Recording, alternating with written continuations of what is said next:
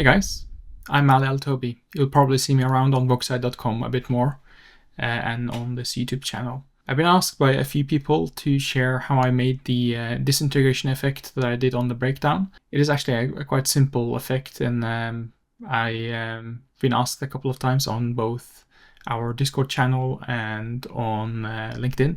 So I thought instead of just sharing the HIP file, I'll just walk you through how I did that. So I'm in Houdini, and let's create a geometry node and dive in.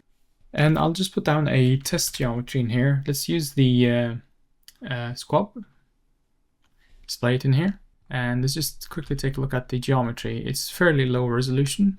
You can actually increase it here as well, I think. No, not on this one. I'll remove the shader. We don't need that.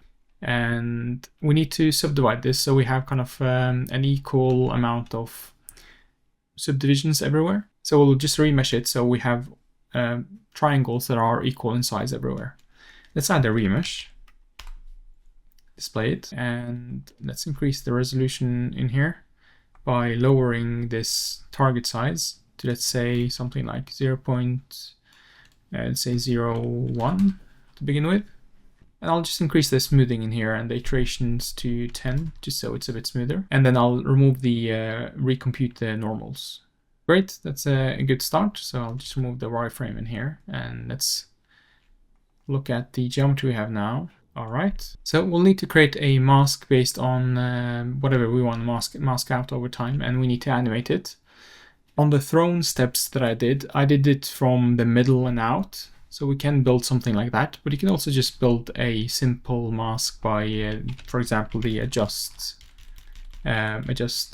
float attribute in here. I can just give you an example. For example, let's display this and let's call this mask. And if I change this to, let's say, something like bounding box, and I'll display the attribute in here so we can see it. And let's go to the z-axis, and as you can see, we can have a mask based on the z-axis in here that we can animate to grow on time, based on time. So we can either do something in here in the min and max values, or we can animate the ramp in here, or the bound min and max in here, and so on. But I'm not going to do that. I will do the one from the middle and out. So let's add a point fop, and let's call this mask, and I'll display it, and let's dive inside, and let's look at our nodes in here. And what I want to do first is just get the distance from the middle of the geometry and out. Previously, I think there was a centroid node. There is no centroid node anymore, so I'll use a point BB box, or bounding box. So this is basically the values of our bounding box for the geometry. I'll change the input in here to be the first input, which is the one connected in here. To get the centroid of the bounding box, we can just average the minimum and the maximum. So put down an average, and we can connect these two, and that's basically the middle point of the geometry. And we can simply test that by adding a distance node and connect that to the position, and the second one to the centroid of the geometry. And then we can put that to this color, the CD, and let's take a look. So if we fit this now, and you can see you can grow that from the middle of the geometry and out. Obviously the middle of this geometry is somewhere around here, as the bounding box goes further down. Further down in here. So what we want to do instead is just get the z-axis and the x-axis centroid of this object, and we'll just ignore the y-axis that goes up. So let's get the z and x values by just getting by using a vector to float to break this vector attribute, the position attribute. And we'll take the first one and the last one, which is the x and z, and I'll put them into a vector 2 float to vector 2. So we're creating a vector2 variable instead, just like this. And we'll do the same thing with this centroid. So I'll just copy these 2 points and I'll connect this in here to the centroid. And now when we do the distance between these two, just like this and like this, we'll get the centroid, get the distance from the center of the geometry in here. So now we can, as you can see, get it into the 2D plane.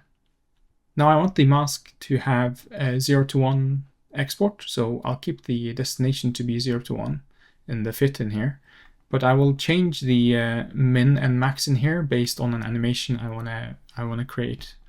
So I'll export this minimum as a promoted parameter. I'll just open it in here. I'll just call this anim for animation. And I want this max to always be a certain value in front of the minimum. So what we can do is add an add constant in here. And we can always add a value. Let's just say something like 0.3 or 0.2. Let's keep that 0.3. And connect that to the maximum.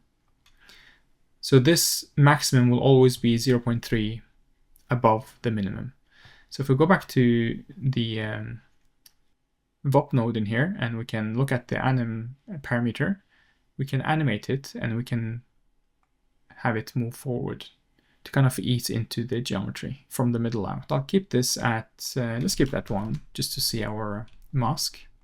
But as you can see, the mask is quite linear and there's no variation in it at all. So let's just go inside back to the attribute VOP, and I want to add a noise here.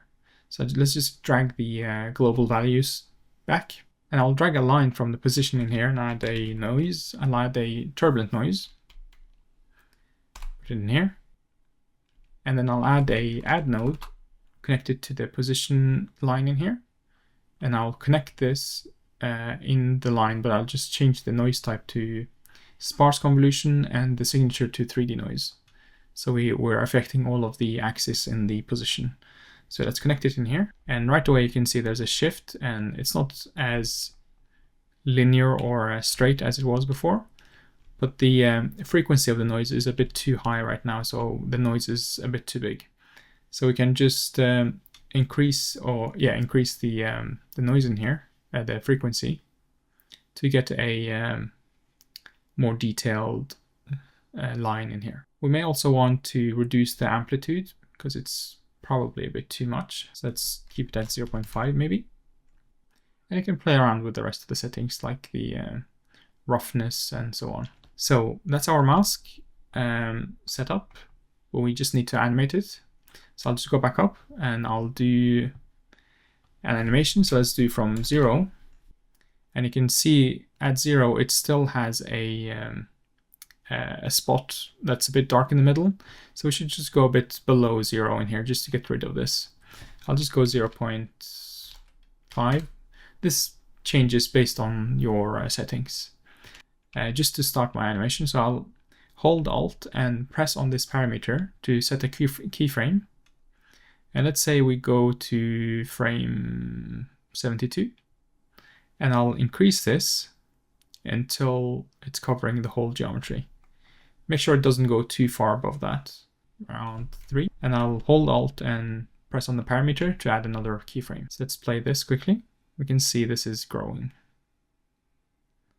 Great, so now that we have this, we should continue with the next steps, which is to break off the region that's in dark in here and take these primitives, the triangles in here, and break them from each other and scale them down in size based on the mask. So the first thing we want to do is just add a split points node, which will split these primitives. So each of these primitives in here is connected to other primitives, and they're sharing a point in the middle. So you want to split this point so each of them have their own points and they can be moved separately. And we can do that with the split points. Display this. And by default, that splits everything. And I don't want to do that. I don't want to split everything. So I'm just going to add a group in here based on the mask we created. And we can do that by just going to the type in here, group type, and changing it to points.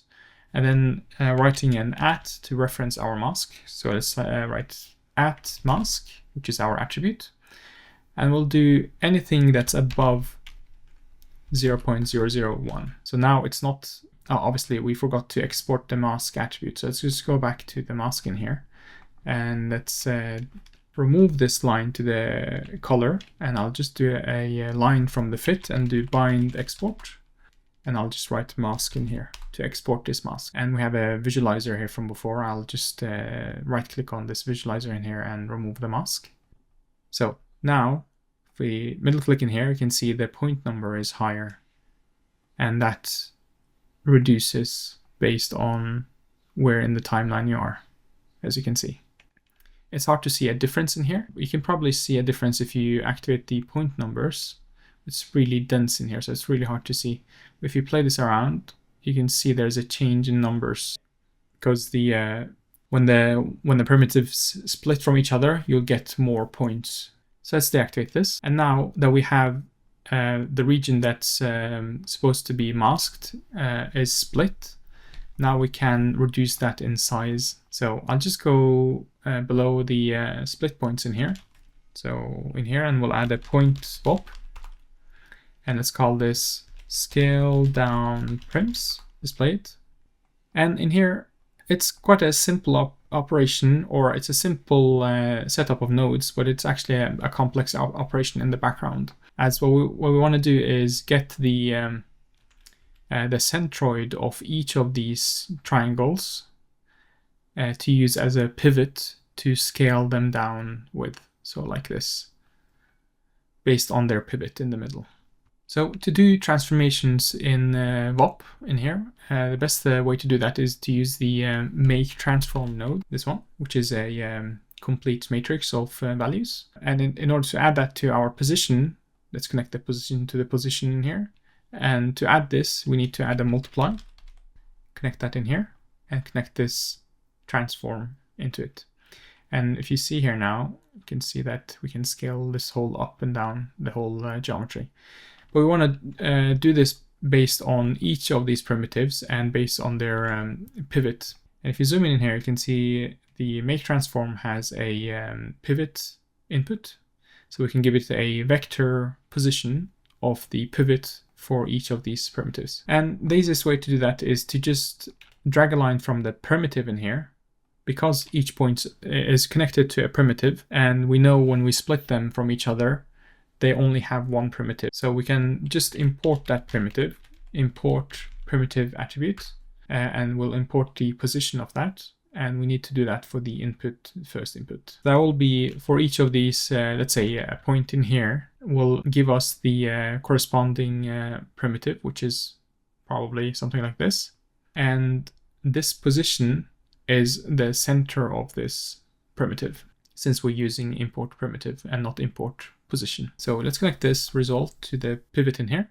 And now if we scale this down just as a test, you can see they're scaling based on their positions, or the centroid of the primitives, as you can see. I'll just put that back to 1, 1, 1.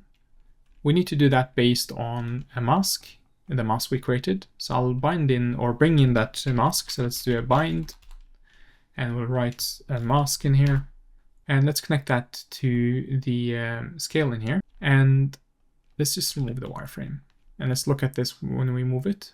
As you can see, something's happening. So we're scaling down the regions, but they're coming back again. So what we need to do is just add a fit node in here after the mask.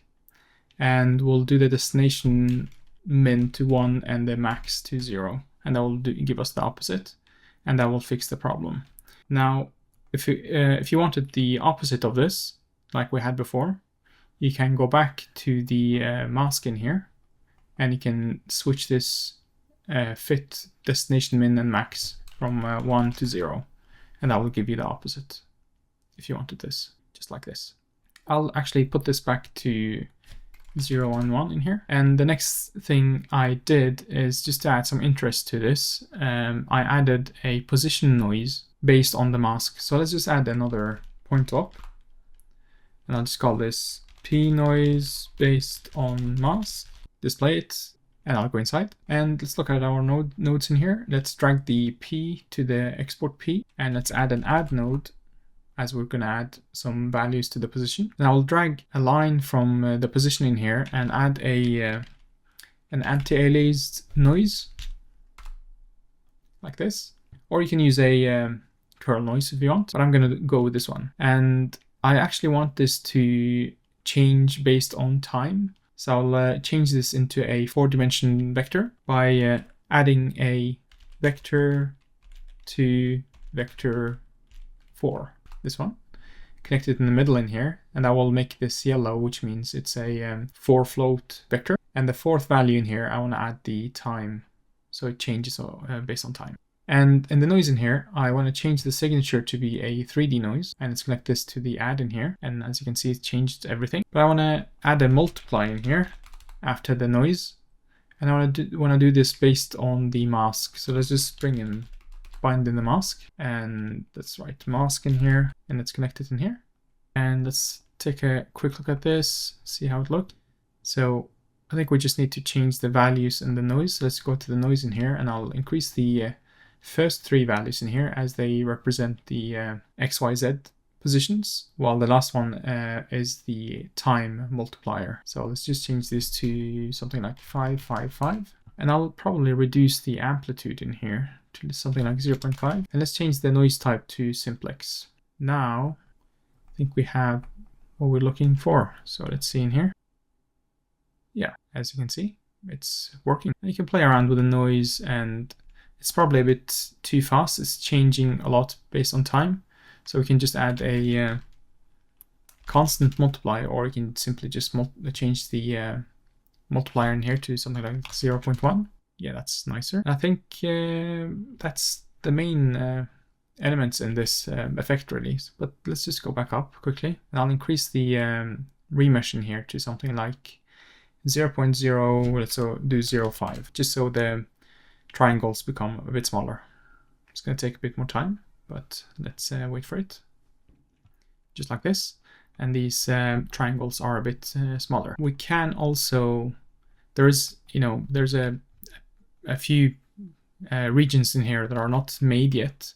We can just delete them just so we save space. And we can just add a blast node, display it, and I'll change the group type to point, and I'll do @mask to get the mask attribute, and I'll do anything larger than 0.9999, something like that. And that deletes these regions, but that also gives us some floating points. It's hard to see, but if you zoom out, you can see the white points in here. And we can easily get rid of that by adding a clean, display that, and I'll remove the degenerate primitives in here, and I'll just keep the remove unused points and remove nonce. And that's it. So if I just do null, I'll just write out effect, and I'll clean this up. That's it. I'll do a quick flipbook, just like this. I think it's a bit too fast. The noise is a bit too fast, so we should change the values in the noise. But also, if you wanted, you can add more layers by, for example, adding smoke or adding more particles being emitted from the region that's in the mask, and that will give you more interest in this effect. Yeah, again, I think the noise is a bit too fast, and yeah, the values in the noise aren't the best for the position noise, that is. But that gives you an idea on how it looks, and you can change the values as you please. If you haven't seen the trailer for the course that I'm teaching in our website, boxsite.com, I will play it here, and make sure you enroll on our website. Thank you.